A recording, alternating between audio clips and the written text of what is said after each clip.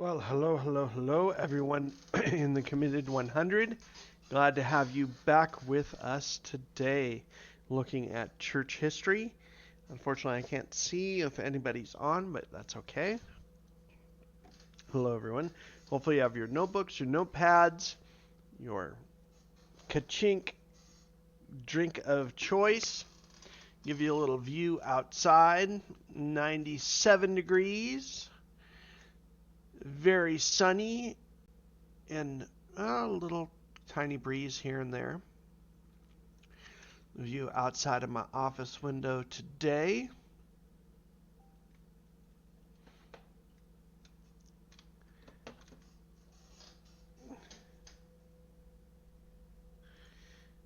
And make sure everything's looking good. All right. Well, today we are going to be talking in church history in the first 3 centuries. We're creeping up to the Council of Nicaea in 325. We were just looking at the Edict of Milan last week and the peace that brought to the kingdom and Constantine. But early on in Constantine's reign came a controversy that has reaching effects to us even till today. Called the Donatist controversy. This is the first large, you shall say, split. I would say in many ways even bigger than the East-West split between Roman Catholicism and the Eastern Orthodox in 1055. That this has much more theological and lasting implications than the split in the year 1000. This particular section of church history is so cram-packed, looking between 3 to 500 now that we've moved on into the realm of having the early Christian Roman Empire pre the first real pope. Looking at the structure of the church changing, its doctrine drastically changing in these next 2 centuries. That we're going to be looking at a lot of adoption of Mariology, a lot of adoption of the state-run church, a lot of the doctrine that is going to be coming from the expansion of sacraments and the sacramental system starting to be applied here in these next 2 centuries that we'll be looking at. So the big question is, as you might ask, is who in the heck are these Donatist people? The Donatists were called after their leader, Donatus. Well, Orthodox, quote unquote, in faith, the Donatists caused division in the church. What was this division? Now we have to remember the time in which they were living.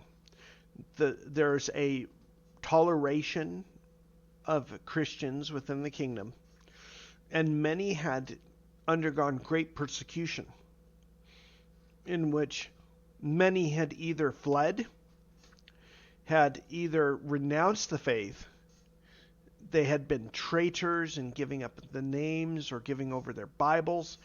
And so the question is if those who had denied, and now that there's this peace and there's a state-run church, do you let them back in the church? Or if you do, what is the process by which you let these, what would later be called lapsi, the lapsed, come back into the church? By teaching that those who had denied the faith during periods of severe persecution should not be readmitted to the church. Now, this was a very hardline presentation versus there was a large segment of both clergy and non-clergy allowing for different classes of lapsi to return to the church. Now there becomes a great schism that comes up because a new bishop in Rome is selected, but his selection is deemed invalid because one of those that had voted for him was one of these lapsed. So his ordination and installment as Bishop of Rome was considered invalid by the Donatists. And so a large split then occurs within the Catholic Church, the universal church at that point, that Constantine has to intervene. He instructed the bishops in Rome to hold a formal hearing on the matter. Notice already the primacy of the church in the West versus the four main churches with bishops in the East: Constantinople, Alexandria, Jerusalem. We see this divide coming between East and West already in the 3rd century over the...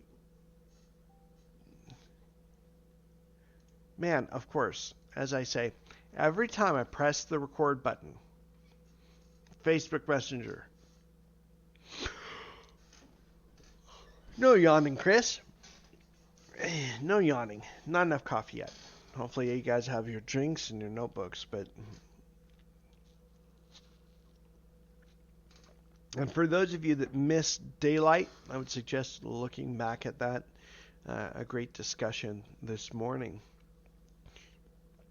So here the emperor is instructing the bishops, plural, of Rome. Notice here, there was not a, titular or singular bishop of Rome. There was a plurality of eldership still early on in the 300s, in which they were consulted as to what to do regarding this matter.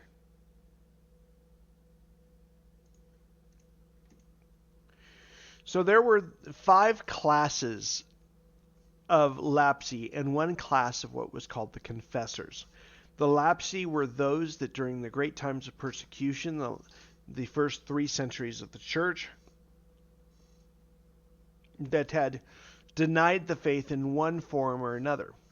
Now there was 1 class of confessors, those that had confessed the faith either unto death, or if they had survived it, their persecution, were in the church. And so it was left up to the confessors to determine the punishment and the penance of the lapsi. The first category of lapsi during this time was the sacrificati, that they offered sacrifice to Caesar and said the words Kaiser Kurios, Caesar is Lord. The central denial of Christ is Lord, and offering a sacrifice, whether it was pinch of incense or other sacrifice, that was required by the government in order to obtain what's called a libellus, which we're going to look at in a moment. Next was the thurificati, those who burnt incense to the gods in order to appease persecution. Those, much like we see at Paul at Mars Hill, there are many gods around him, and everybody's offering a bit of incense or offerings to each, because you never know if you've done enough.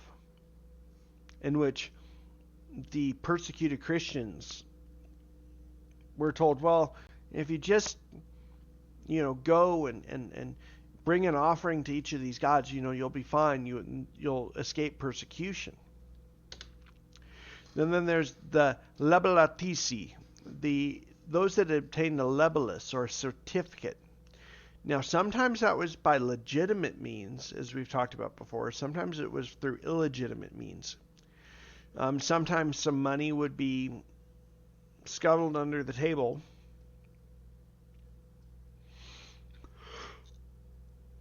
taken by the Roman officer, who then exchanged it for this libellus. Now, this libellus also determined whether or not you could do business. So, if whether or not you gave the offering to Caesar or incense to the gods, these were some of the requirements in order to obtain a lebulus. Now, sometimes the Romans, in understanding the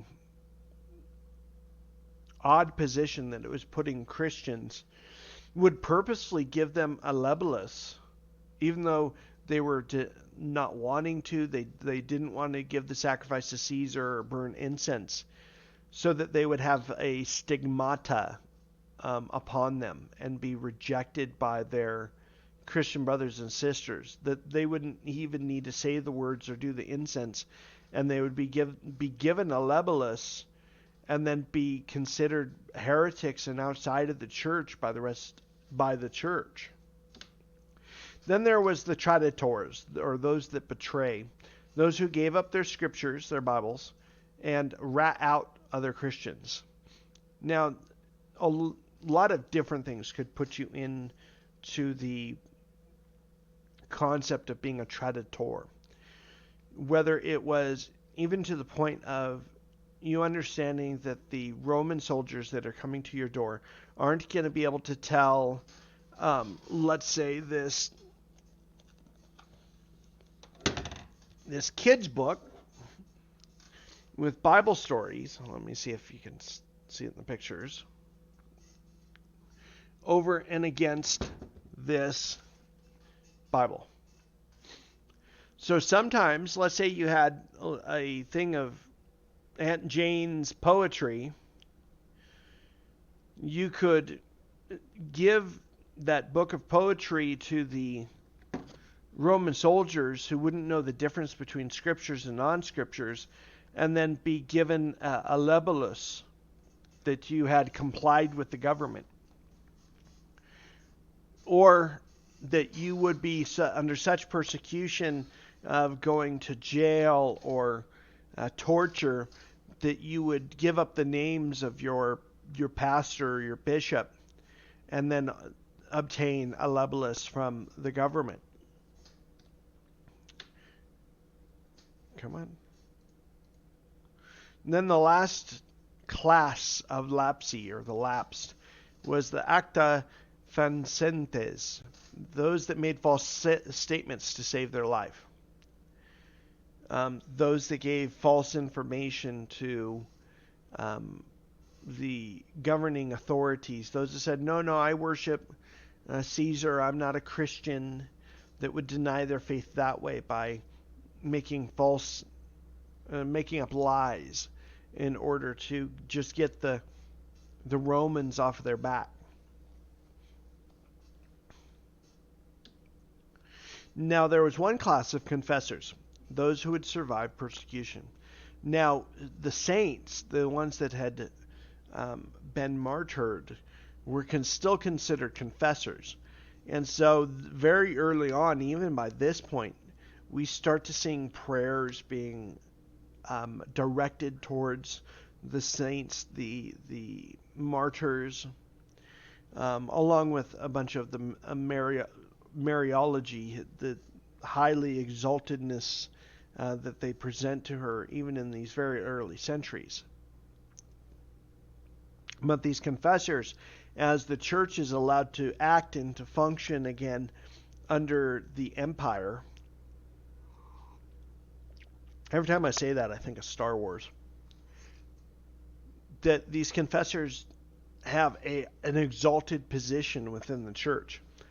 So much so that they, in many times, were able to override pastors or bishops in their decisions regarding the lapsed, whether or not they could return to a leadership position or whether or not they could take of baptism or communion. Many times these confessors became super Christians because of their not denying Christ and staying the course until the end. Now, there was a lot of debate during this time because, when we read in Matthew 10, when Jesus says to run, there are those that ran, versus there are those that said, we must resist this unchristian government. We must fight. We must do what we have to, whether it is to make false statements or to obtain the lebulus in a shady manner. You have these two separate categories by which, oh my goodness,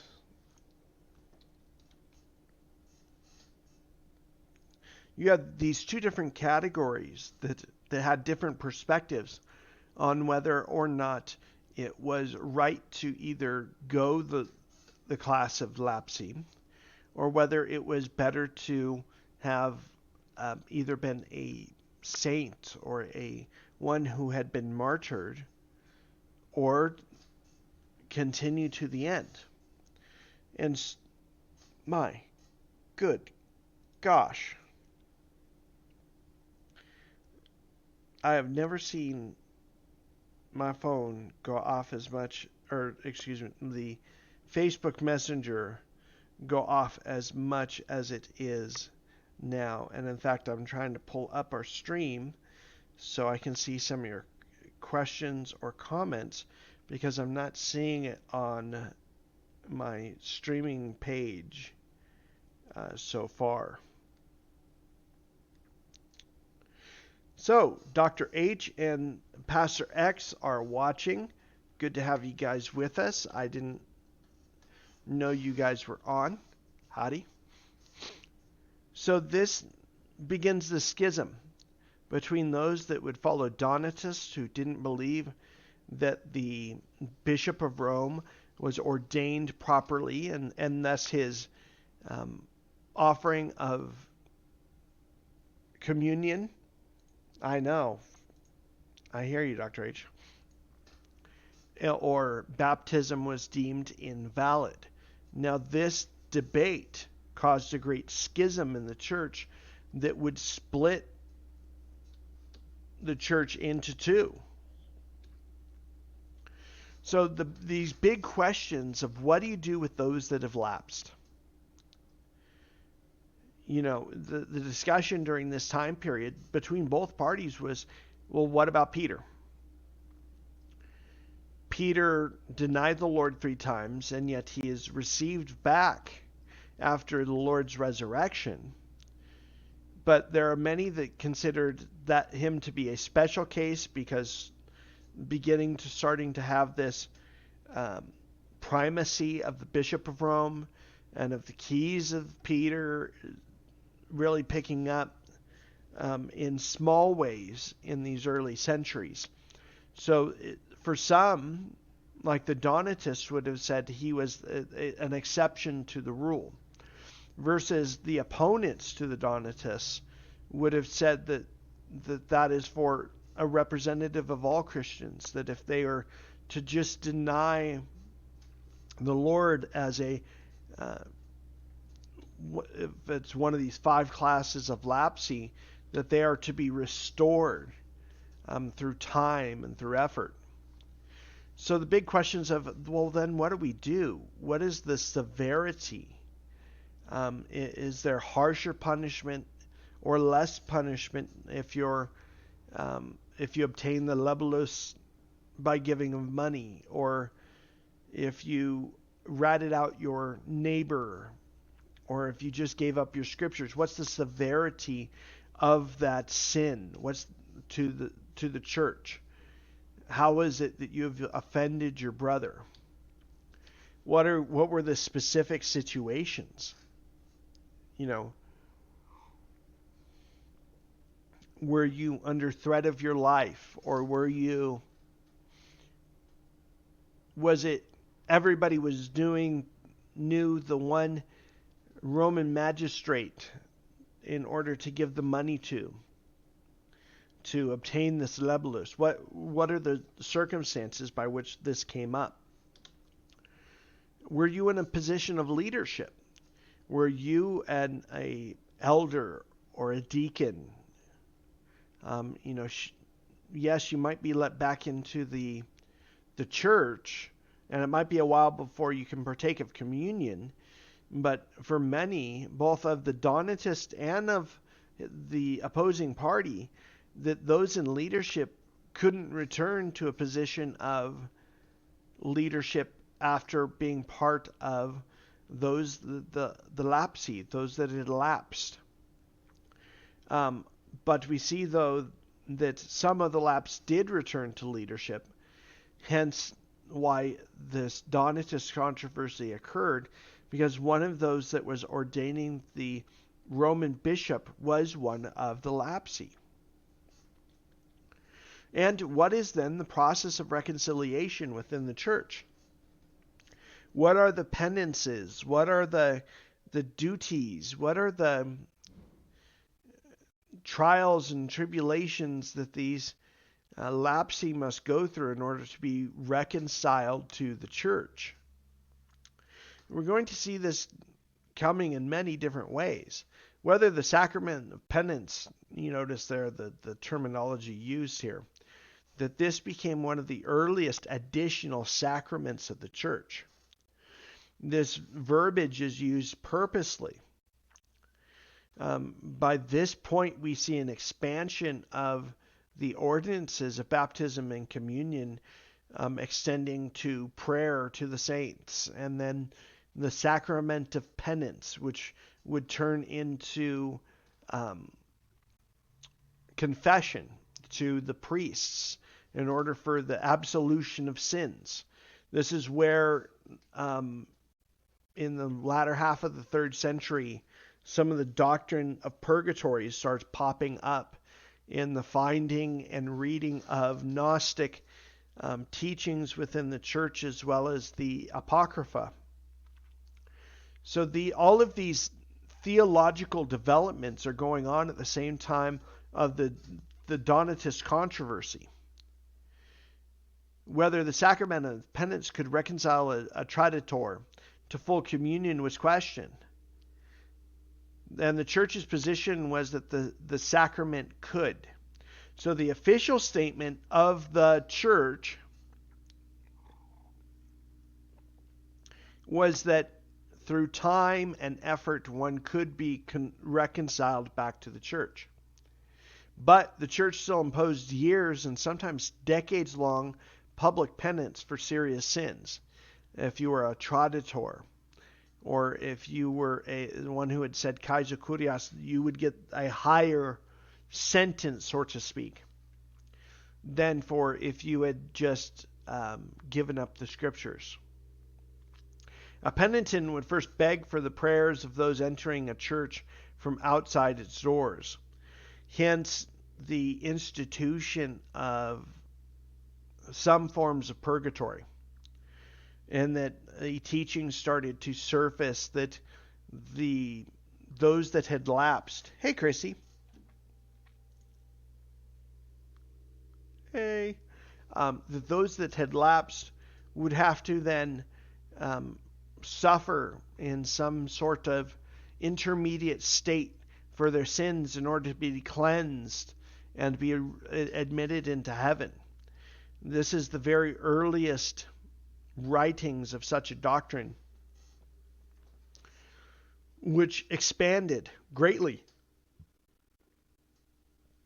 Originally, here in the 3rd century, it was the doctrine of purgatory was just supposed to be for the lapsi, those that had lapsed. Yes, Chrissy, you do need a nap. I would agree. You can always watch and listen to this later. That this public penance, that these lapsi would have to be on their hands and knees outside of the church, begging and pleading to be let in, and that even in service, if they were allowed into the church, that during the church service they would have to be prostrate on their knees for long periods of time before they were allowed to stand up during the worship service. And then even a long time after that to be allowed to have communion and to partake in the other events at the church. They would be next permitted to kneel inside the church during the service, and after being allowed to stand with the congregation, the penitent could finally be allowed to receive what was called the Eucharist. Now, by the way, the Eucharist, as we have looked at, is just the Greek word for thanksgiving, what we would call communion. But starting from this point on, it becomes, once again, part of the penitent system, part of the sacramental system that becomes the Roman Catholic Church. We see this change in language and emphasis within baptism, communion, and now the penitent lapse on into the concept of purgatory. We see the beginning of the addition of these doctrines, which weren't apostolic by any means, and yet being included into the church because of this controversy. According to the Donatists, serious sin would permanently disqualify a man from leadership. This controversy of an improperly ordained bishop means that in the Donatist view of things, that he was unable to rightly perform baptisms and communion because he was improperly ordained. And then the church then picks up the doctrine that it doesn't matter the spiritual state of the person performing either communion or baptism, but it is just in doing it is the power. The validity of the sacraments administered by priests and bishops who had been traitors was denied by the Donatists. According to Augustine, a hero of the Reformers, was that these were sacraments from God. Notice once again the language, that this was something salvific. It had something to do with your salvation, not something that you do because you are saved. And so there was this adoption of a Latin phrase, ex operato, from the work carried out. In other words, that it was just the power was in the actual obedience in doing baptism or communion, or it was ex opere operanti, or tis, meaning from the agent's activity. So there was this divide between the Donatists, who would say that it was ex opere operantis, that it was dependent upon the priest or the bishops or the deacon's spiritual state, whether or not the baptism or the communion or the other sacraments that were beginning to be added to the system would be considered invalid because of their spiritual state, versus from the work carried ex opere operato, the very fact that just in carrying it out carries with it the weight and the power of God. This specific schism within another schism, within what do you do with the lapsed, comes out this separation between basically churches east and west in the 3rd century. Because of the separation between rightful ordination, rightful standing before God in order to do baptism or communion, that would later turn in this ex opere operantis, would actually infiltrate the Roman Catholic Church and become the teaching that every Catholic priest is an alter Christus, another Christ, in which there's a mark placed upon their soul, in which when it comes to the sacrifice of the Mass, of the Eucharist, that when he stands there and lifts up the wafer and says, Horpus corpus mei, this is my body, and turns it from bread, supposedly, into the body of Christ, that's only possibly done because he's been rightfully ordained to the church, and there's a mark upon his soul, which, by the way, that even if you're a Catholic priest and leave the church, that mark still stays. And that you, no matter if you no longer believe, are able to rightly do baptism, communion, and the other sacraments of the church because a mark has been put upon your soul at your ordination. This is why, folks, theology matters. This is why reading our Bible and understanding its history and the controversies lets us know where we are today. In fact, the main difference, I would say, in my town between me and the other churches is this very thing. Is there power in the person performing it? Or is the power, so to speak, in the obedience in following through in baptism and communion? The other churches in town would say, oh no, the pastor's got all the authority. They've got some magic voodoo hoodoo that makes them so special in performing these things. Yeah, Christy, welcome to the reality that is Roman Catholic doctrine. And eventually, folks, once one of these studies is over, whether church history, systematic theology, or the book of Revelation, we will do an in-depth study as to the development of doctrine within the Roman Catholic Church. There are many in the churches in which I pastor that have come out of the Roman Catholic Church and do not fully realize the mess in which they left. Man, a bunch of motorcycles rolling by. Don't know if you guys can hear that.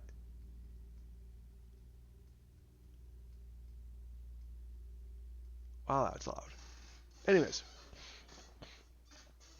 this very theological schism would carry into the Reformation.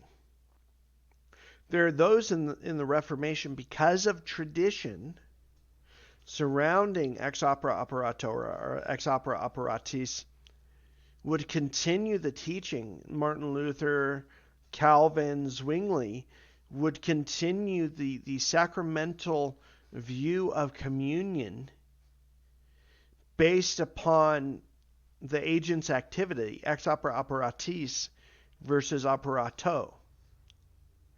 Many in modern, let's say, Baptist churches, conservative evangelical churches would say, no, that's not the case. We are ex opera operato. It is from in doing of communion comes, and in the obedience comes the power, not whether or not the pastor was ordained by the right people, or whether he jumped through all the right hoops. That ultimately it doesn't matter who, it matters what. So hey, Pastor Dave and Tab, thanks for joining us.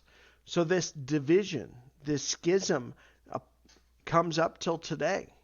That the main difference between me and the Roman Catholic Church in town and the Lutheran Church in town and the Presbyterian Methodist Church in town / Methodist Church in town is, it begins at this schism in church history as to what it means to be ordained and what then it means about what you do with we don't call them sacraments because they have no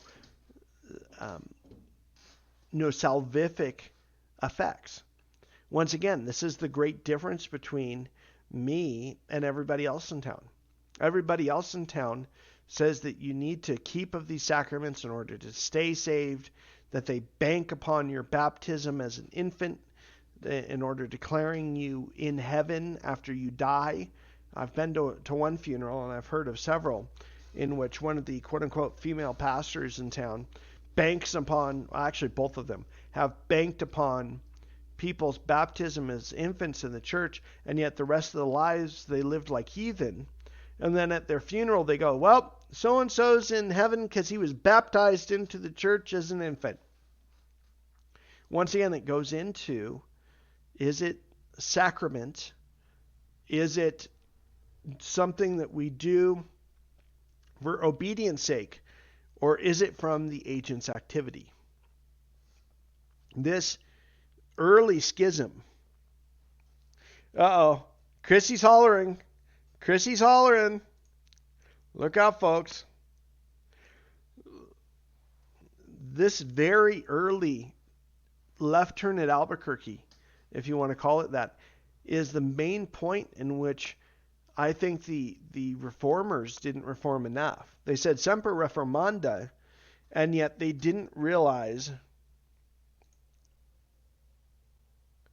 that they needed to look farther back in history, not just at the issue of justification, but looking at the issue of, is it a sacrament, or is it something that is the work carried out? Is it recognizing what Christ has done? And this is something that, at least from my reading of the reformers, isn't addressed. And it's funny, is not addressed by quote unquote modern reformed people. They continue the same kicking the same dead horse on justification by faith. But what about the issue of the sacramental system that comes later, which Martin Luther continued, which Calvin continued? They both continued forms of infant baptism, including forms of baptismal regeneration.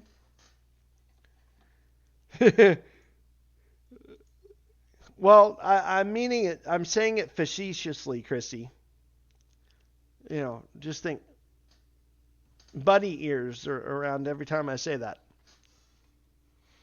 These are things that I think need to be looked back again. If we are semper reformanda, always reforming, then we need to continuously look back all the way here to the 3rd century and go, nope, this is where it's already getting off the right track.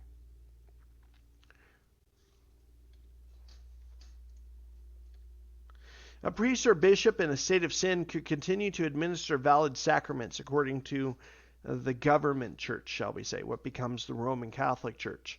The Donatists believed that a repentant apostate priest could no longer consecrate the Eucharist. Notice the language being used here. Once again, we see the Donatists believing that it is the power in and of the priest to go Harpus Corpus Mei and to make the wine and the cracker into the body and blood of Christ. I've already dealt with this in the 2-hour teaching on communion. It's in the Committed 100, or I can send you a link. It's on YouTube. This concept of the consecrating of the host and of the elevation of the Eucharist as a non-bloody sacrifice already starts in the 3rd century. The left turn at Albuquerque, as far as the doctrine surrounding the communion, has already shifted by this point. They have abandoned the apostolic teaching and now have adopted this very worldly and religious view of the sacraments. And so because of this great division between the Donatists and their, shall we say, high religion, and the state church and their playing to the crowds, comes into then bishops then at individual churches and elders started to decide whether they were Donatists or whether they were Catholic. And so many towns had Donatist church and an Orthodox church. They had the state-run church over here, and then you have the Donatist sect over here. Now, that wouldn't last long. The Donatists died out of non-growing churches very quickly after this whole issue. It would be only another century. But we do see the lasting implications of their teachings. And in this schism, in this debate of not only what do you do with the lapsed, which we as a church here in America haven't had to deal with.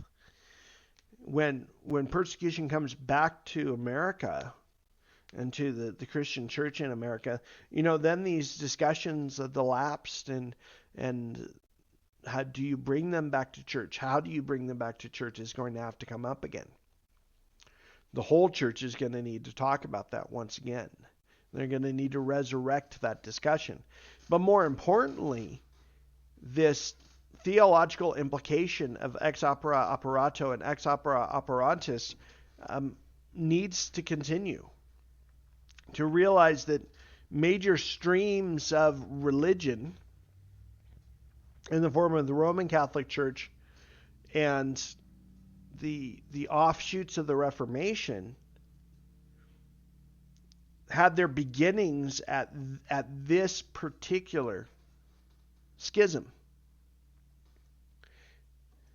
Well, you're right, Dr. H. At this point, I would say the church became apostate, and it was only the remnant. You might find a church with a bishop who still continued to stick to the text and continued to still teach the Apostles' Creed and the Apostles' Doctrine.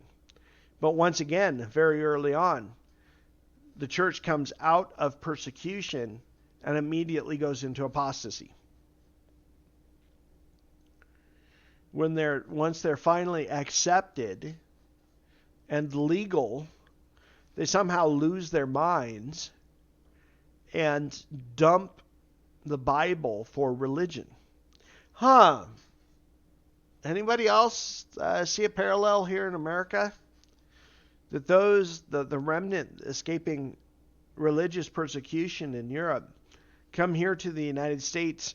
We provide freedom of religion, and what happens? Churches start busting hell wide open with their church buses, and people dressed up in fancy suits carrying their Bibles, and they're busting their way into hell wide open.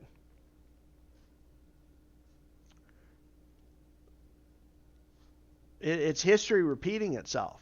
The writer of Ecclesiastes was right. There's nothing new under the sun. Things continue to happen in cycles because mankind is rather predictable.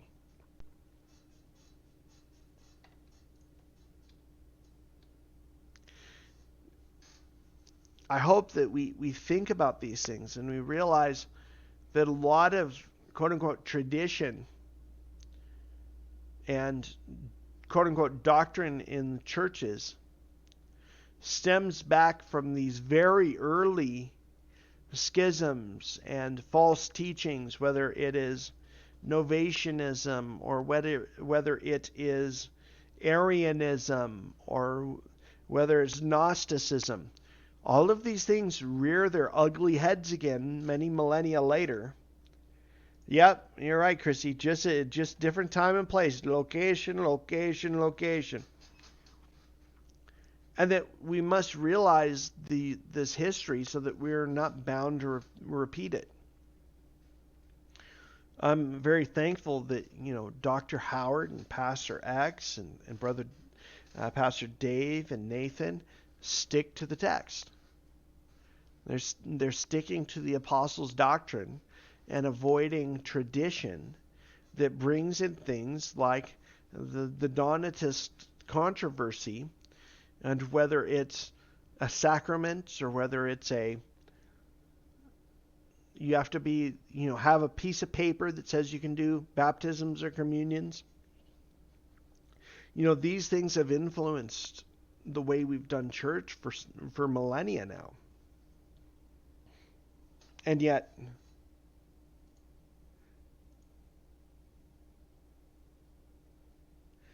yet here we are in 2020, still looking back and considering the things that happened 1800 years ago. It's amazing to think that those things weren't already settled. And then you see the compromise of the church and the beginning of the sacraments, and the worship of the martyred saints, and the elevation of the Bishop of Rome, and all of these things that we're going to see compounded. This is the base layer of the apostasy of the church in the 3rd century that is going to be built upon, once again, tradition and the influence of culture and of the state, and of then the expansion of piety, and then the creation of monastic life. All these things just start adding on, and we build this pyramid, this Tower of Babel, that doesn't glorify God. Instead, it glorifies man and the religion in which he's made. Yep. Oh, I know, Pastor Dave. I know. Pastor Dave says some SBC churches won't let you do communion unless you're ordained. And some SBC churches won't let you.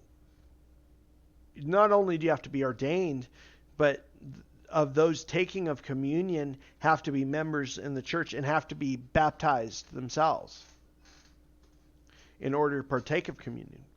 Some churches practice closed communion. And so these issues we're going to see, Pastor Dave, being brought up in just about the next century as we look at church history.